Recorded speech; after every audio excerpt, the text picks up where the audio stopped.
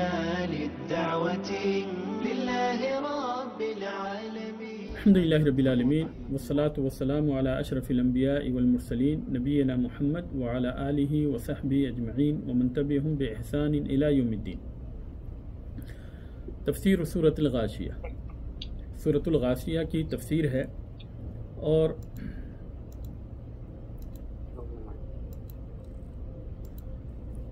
یہ صورت بھی مکی ہے.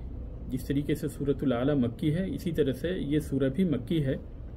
اور اس سلسلے میں نعمان ابن بشیر رضی اللہ تعالی عنہما کی روایت ہے کہ جیسا کہ پہلے گزرا کہ نبی کریم صلی اللہ علیہ وسلم ان دونوں صورتوں کو سورۃ الاعلیٰ اور سورۃ الغاشیہ کو عید اور جمعے کی نماز میں پڑھا کرتے تھے. اور اسی طریقے سے ایک دوسری روایت کے اندر یہ ہے کہ نبی کریم صلی اللہ علیہ وسلم عید کے دن سورۃ الجمعہ کے ساتھ کس سورت کو پڑھا کرتے تھے.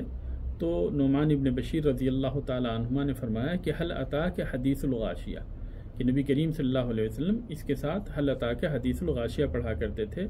اس حدیث کو ابو داؤد اور نسائی نے روایت کی.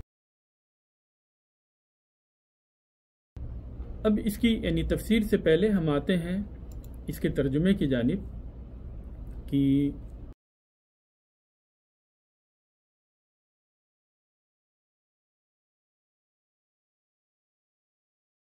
بسم اللہ الرحمن الرحیم. اللہ کے نام سے شروع کرتا ہوں جو بڑا مہربان نہایت رحم کرنے والا ہے. حل اتاک حدیث الغاشیہ، کیا آپ کو چھا جانے والی قیامت کی خبر پہنچی ہے.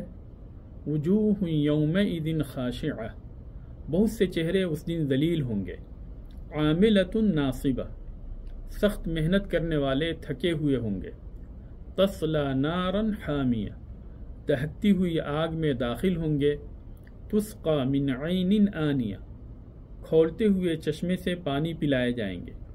لیس لہم طعام الا من ضریع، کانٹوں والے جھاڑ کے سوا ان کے لیے اور کوئی کھانا نہ ہوگا.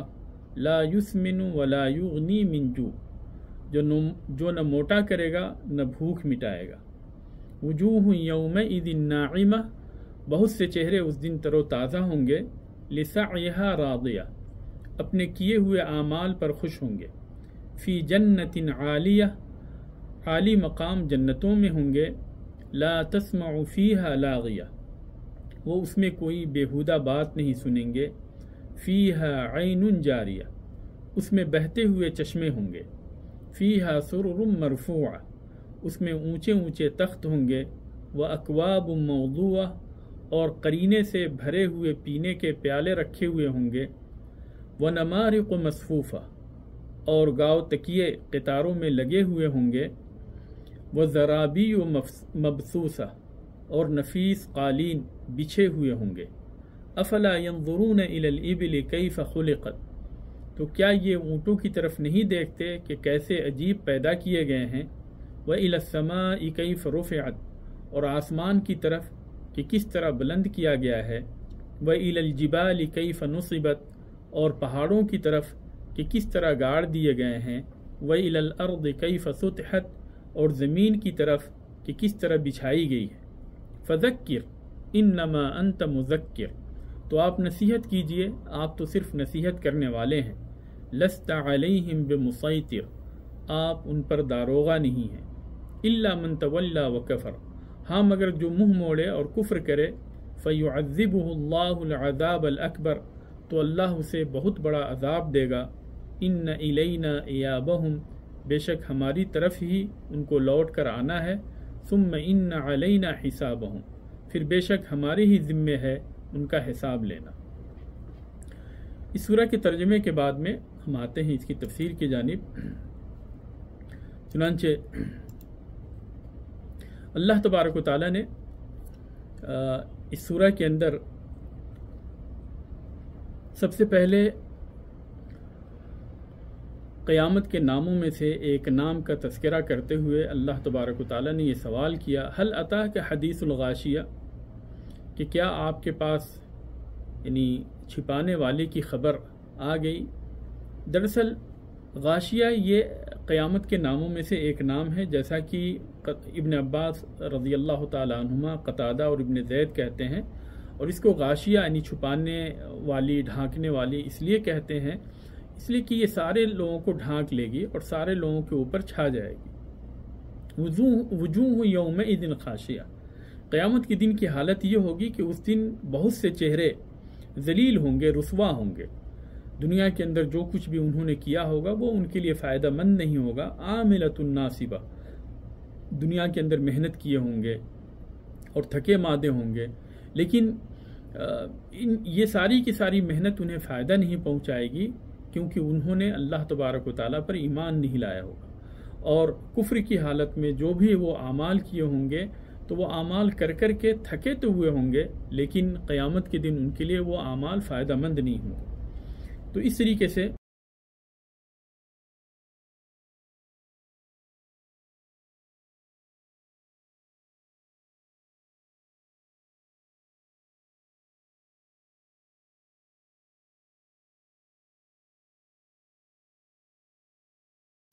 یہ دنیا کے اندر تو بہت سارے اعمال کیے ہوں گے اور اعمال کر کر کے تھکے ہوئے ہوں گے، لیکن قیامت کے دن یہ سارے کے سارے اعمال انہیں فائدہ نہیں پہنچائیں گے، کیونکہ انہوں نے اللہ تبارک و تعالیٰ پر ایمان نہیں لایا ہوگا۔ تو اسی چیز کو اللہ تبارک و تعالیٰ کہتا ہے عاملۃ ناصبہ، کہ وہ محنت کر کر کے تھکے ہوئے ہوں گے، تصلی نارا حامیہ، لیکن وہ جہنم کے اندر داخل ہوں گے۔ اور اس سلسلے میں عمر ابن خطاب رضی اللہ تعالیٰ عنہ سے ایک روایت آتی ہے کہ عمر ابن خطاب رضی اللہ تعالیٰ عنہ ایک پادری کے، ایک راہب کے دیر کے پاس سے، یعنی اس کی عبادت گاہ کے پاس سے گزرے۔ قال قتادہ یا راہب، تو قتادہ نے کہا کہ اے راہب، اور فاشرف، تو وہ راہب جو ہے پادری اندر سے آیا اور عمر رضی اللہ تعالیٰ عنہ اسے دیکھ کر رونے لگے۔ تو لوگوں نے پوچھا کہ عمر، آپ کو یعنی کون سی چیز رلا رہی ہے؟ تو وہ کہنے لگے کہ مجھے اللہ تبارک و تعالیٰ کی یہ آیت یاد آ گئی، عاملۃ ناصبہ تصلی نارا حامیہ، کہ یہ دنیا کے اندر تو عبادت کر کر کے تھکے ہوئے ہوں گے، محنت کر کر کے تھکے ہوئے ہوں گے، کوشش کر کر کے تھکے ہوئے ہوں گے، لیکن قیامت کے دن یہ جہنم کے اندر داخل ہوں گے۔ تو یہ چیز جو ہے مجھے رلا دی۔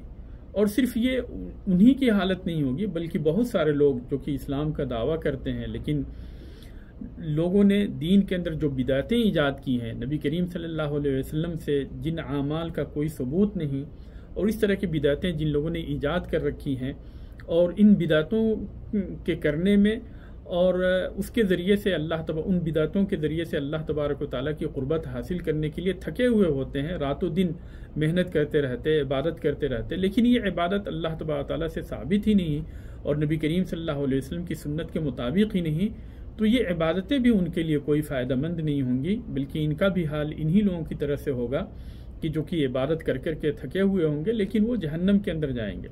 اور اسی لیے قیامت کے دن جب نبی کریم صلی اللہ علیہ وسلم حوض کوثر پہ کھڑے ہوں گے اور یہ لوگ حوض کوثر پہ وارد ہوں گے، تو فرشتے انہیں حوض کوثر پہ وارد ہونے سے روک لیں گے، اور نبی کریم صلی اللہ علیہ وسلم کہیں گے امتی امتی، کہ یہ میری امت کے لوگ ہیں۔ تو نبی صلی اللہ علیہ وسلم کو جواب دیا جائے گا کہ انک لا تدری ما احدثوا بعدک، کہ آپ کو پتہ نہیں کہ انہوں نے آپ کے بعد میں اس شریعت کے اندر کون کون سی چیزیں ایجاد کی۔ تو آپ صلی اللہ علیہ وسلم اخیر میں کہیں گے سحقا سحقا لمن بدل بعدی، کہ دوری ہو ایسے لوگوں کے لیے جنہوں نے میرے بعد تبدیلی کی۔ تو ایسے لوگ جو کہ محنت کر کر کے تھکے ہوتے ہیں، لیکن یا تو وہ اللہ تبارک و تعالیٰ پر ایمان نہیں لاتے، یا یہ ہے کہ ان کی عبادت اللہ تبارک و تعالیٰ کی نازل کردہ شریعت اور نبی کریم صلی اللہ علیہ وسلم کے اوپر نازل ہوئی شریعت کے مطابق نہیں، آپ صلی اللہ علیہ وسلم کی سنت کے مطابق نہیں، تو یہ سارے کے سارے اعمال آخرت میں ان کے لیے فائدہ مند نہیں ہوں گے، بلکہ ان اعمال کے باوجود بھی، کثرت اعمال کے باوجود بھی انہیں جہنم کے اندر داخل کیا جائے گا۔ تصلی نارا حامیہ، بھڑکتے ہوئے جہنم کے اندر ان کو داخل کیا جائے گا،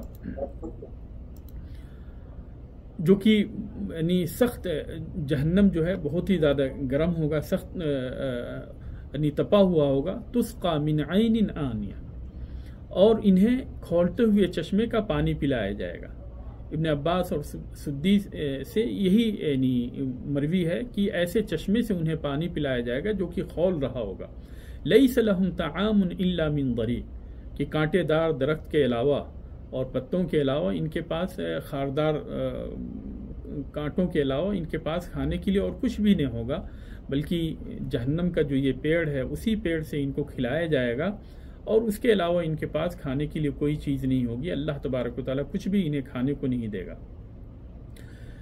لیس لہم طعام الا من ضریع، یعنی اور اس کھانے کا وصف، یعنی تفسیر کے اندر اس کھانے کا جو وصف بتایا گیا ہے کہ یہ بہت ہی یعنی خبیث کھانا ہوگا، یہ زہریلا ہوگا، کانٹا دار ہوگا، خاردار ہوگا، اور اس کے علاوہ کچھ بھی انہیں کھانے کے لیے پیش نہیں کیا جائے گا۔ لا یسمن ولا یغنی من جوع، یہ کھانا نہ تو انہیں موٹا کرے گا اور نہ ہی ان کی بھوک کو ختم کرے گا، بلکہ اس کے کھانے سے بھی انہیں کچھ فائدہ نہ ہوگا، بلکہ اور زیادہ وہ پریشان ہی ہوں گے، اور اس سے کھانے کا جو مقصود ہوتا ہے وہ مقصود حاصل نہیں ہوگا۔ وجوہ یومئذ ناعمہ، لیکن ان کے برعکس اللہ تبارک و تعالیٰ کے نیک بندے بھی ہوں گے جن کے چہرے تر و تازہ ہوں گے،